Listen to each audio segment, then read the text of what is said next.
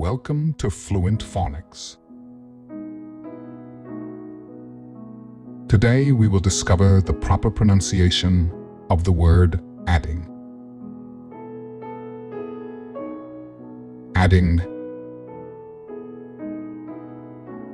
adding,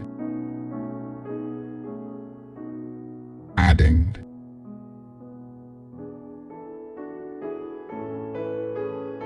Here's an example of how one might use it in a sentence.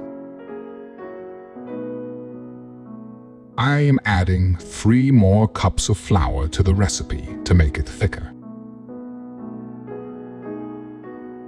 Adding is the act of combining or incorporating something additional to an existing quantity or collection, typically to enhance or increase it.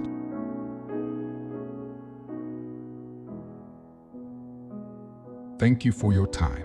If you enjoyed this, please like and subscribe for further content.